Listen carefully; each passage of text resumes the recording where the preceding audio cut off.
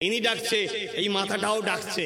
তোমাকে তো দেখতে হবে ইনি কে, ইনি কে, ইনি কে, ইনি সত্যবাদী, ইনি সত্যবাদী, আর এই কুরাইশ বাচ্চাটা মিথ্যাবাদী। এরকম মুসলমান আমরা।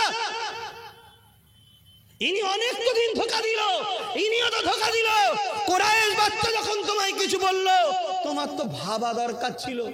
কথা বুঝছেন না, বোঝেন না?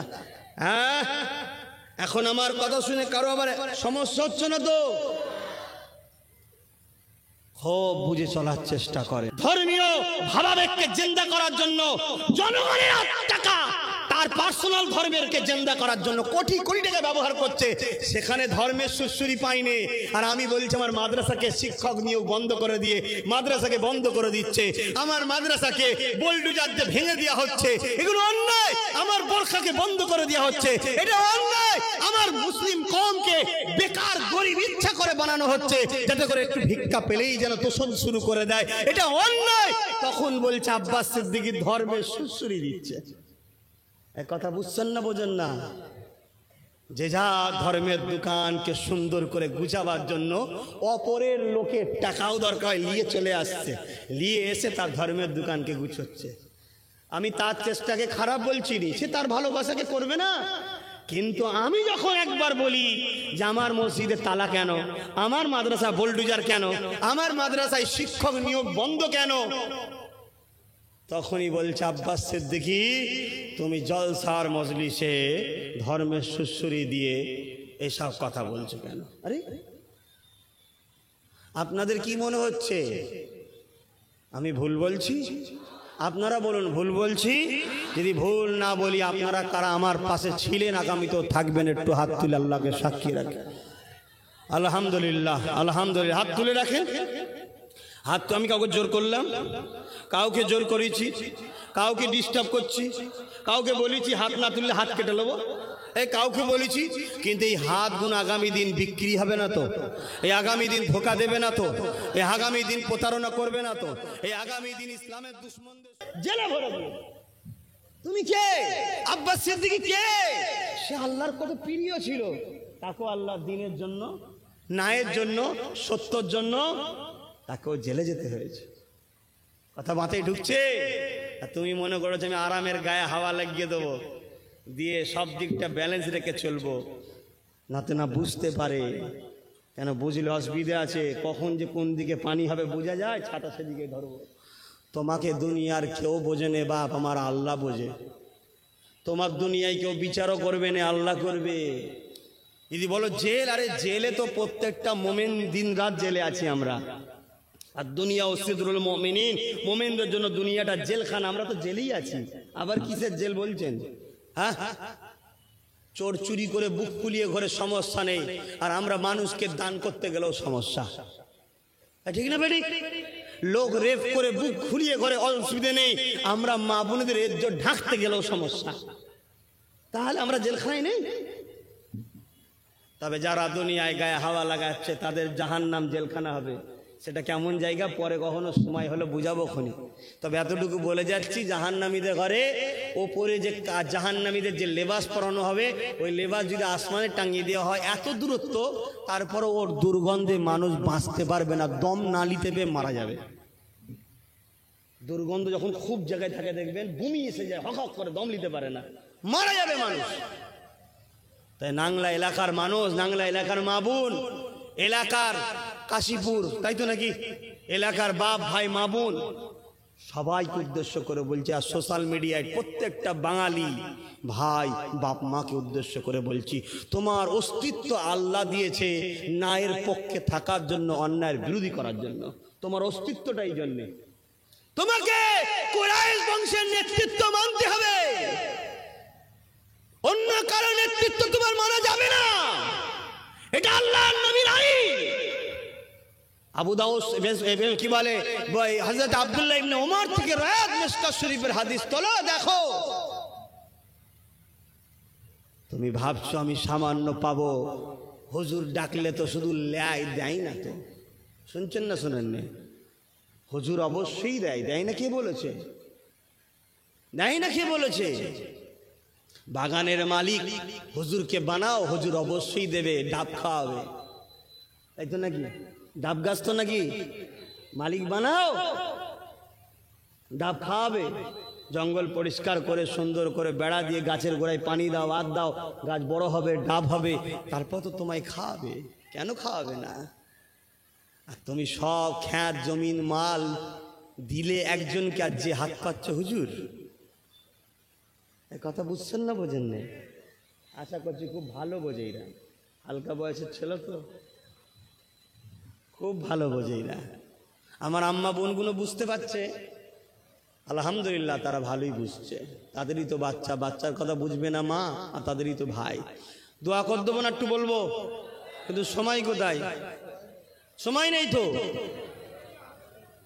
আল্লাহ নবী নূর নবী দয়া নবী রওনা দিয়ে দিলেন। হযরতে মাওলা আলী নবী পাকের বিছানাতে, মন দিয়ে শোনেন, মন দিয়ে ভাবার বিষয়। নবী পাকের বিছানায় নবীর চাদর মুড়ি দিয়ে শুয়ে আছে, শুনছেন না? বিছানাটা কার? দয়ার নবীর। চতুর্দিকে ঘর ঘিরে মারতে এসছে কাকে? দয়ার নবীকে। শালটা কার? দয়ার নবীর। মুড়ি দিয়ে ঘুমাচ্ছে কে?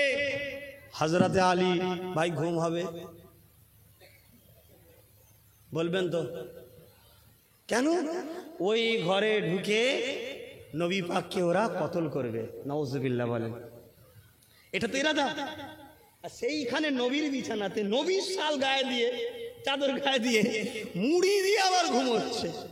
এই মুখটা খুলে রাখি, কমসে আলীকে দেখে যেন না মারে, কেটেই তো দরকার। ঘুমোচ্ছে।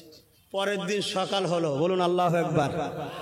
কিছু হয়নি, কিন্তু বিষয় অন্য জায়গায়। আমি যেটা বুঝাতে চাইছি, হায় হায় কুরবান যাক, ঈমান কাকে বলে? বিশ্বাস। বিশ্বাস। আল্লাহ নবী বলেছেন প্রত্যেকটা কষ্টের পরেই শান্তি আছে, জোরে বলুন সুবহানাল্লাহ। প্রত্যেকটা বাধার পরেই মুক্ত আছে, জোরে বলুন সুবহানাল্লাহ। প্রত্যেকটা সংগ্রামের পরেই ফতে আছে, জোরে বলুন সুবহানাল্লাহ। যদি তুমি আল্লাহর জন্য করো, মানুষের ন্যায় ইনসাফের জন্য করো। আল্লাহর জন্য বলতে গরিবদের জন্য, আল্লাহর জন্য বলতে ইনসাফের জন্য। কেন? আল্লাহ ইনসাফের পক্ষে। আল্লাহর জন্য বলতে লুটা নয়, মানুষকে অধিকার ফিরিয়ে দেওয়ার জন্য যদি করো। কথা বুঝে আসছে না? নাই দেরি হলো, প্রত্যেক কষ্টের পর কি আছে?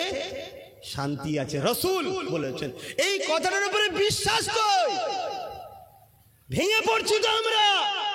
কি হবে রে বাবা? কি করবো রে বাবা?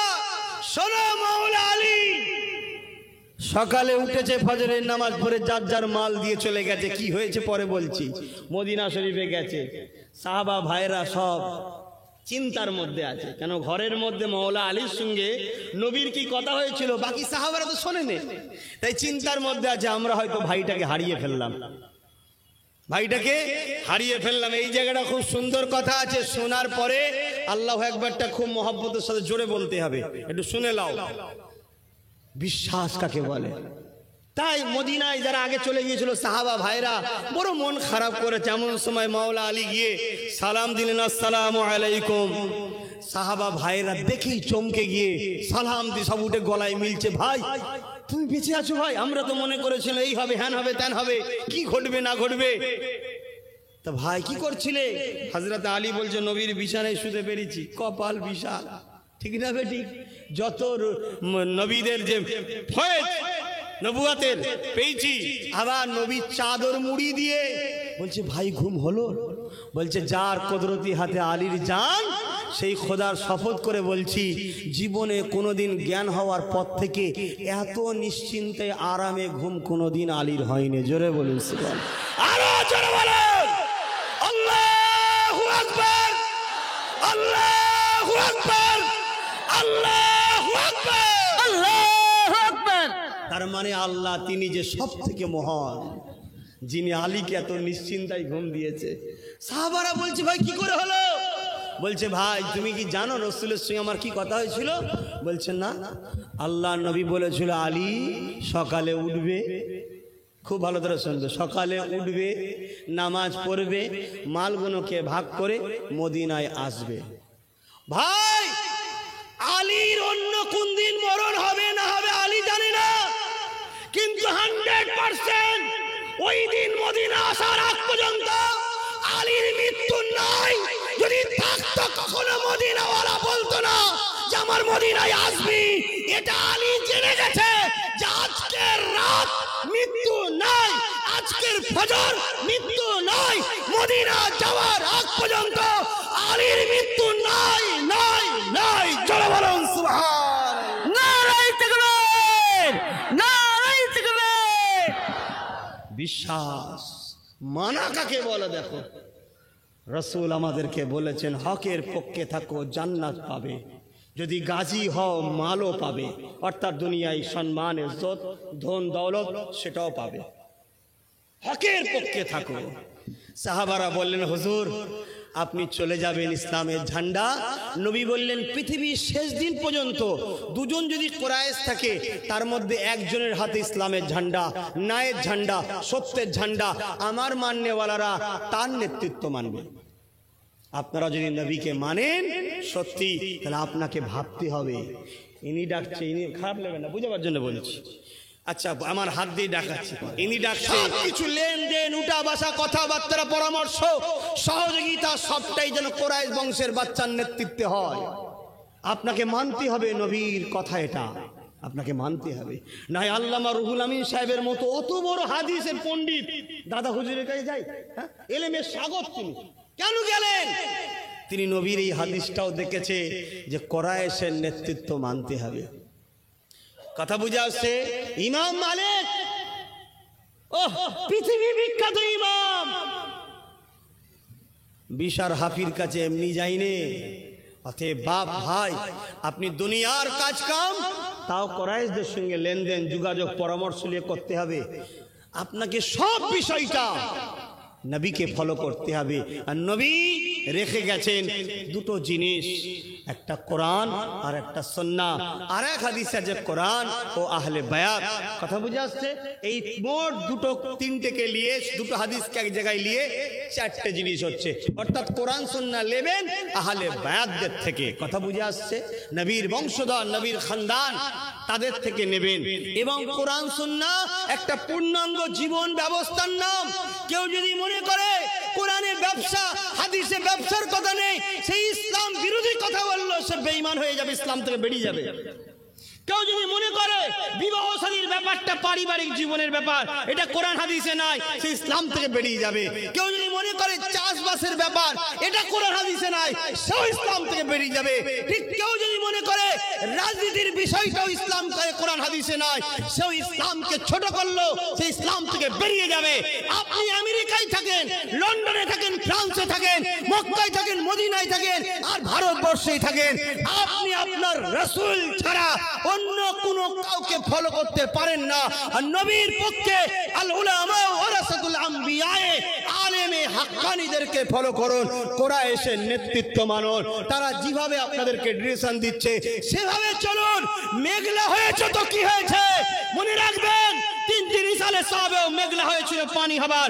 নহজুর পীর কেবলার কাছে দাদা হুজুর এক খলিফা গেলেন, হুজুর আপনি একটু দোয়া করেন। নহজুর বললেন এ বাপ আমি তো দোয়া করব, তুমি একদিন ধরে কি করেছো বাপের কাছে এসে, তুমি বলো আমি তো দোয়া করব। শোনেন ভালো সোহবতে থাকলে কি হয়, সেই খলিফাটা শুধু আসমানের দিকে তুই বললেন আল্লাহ ফুরফুরা শরীফে লক্ষ লক্ষ মানুষ আসবে, এই জায়গাটা বাদ দিয়ে যেন পানি হয়। চতুর্দিকে পানি হচ্ছে, ফুরফুরা শরীফের জমিনে পানি আল্লাহ দেয়নি। জোরে বলুন সুবহানাল্লাহ, আরো জোরে বলুন সুবহানাল্লাহ, আল্লাহু আকবার। ভাইরা আমার, আমরা সেই দরবারে সন্তান। হ্যাঁ আব্বাস সিদ্দিকী খারাপ, কোনটা খারাপ?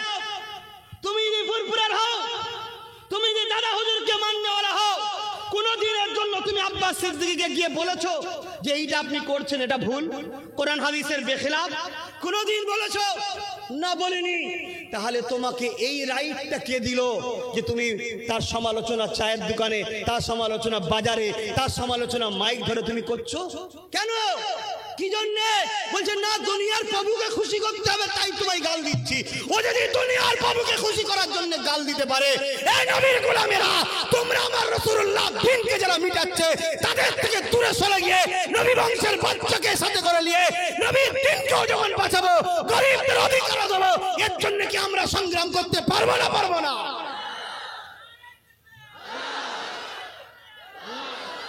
ভাইরা আমার, যে যা ধর্মের দোকানকে ঠেকাবার জন্য ব্যবস্থা করছে, যে যা ধর্মের দোকান বাঁচাবার জন্য ব্যবস্থা করছে।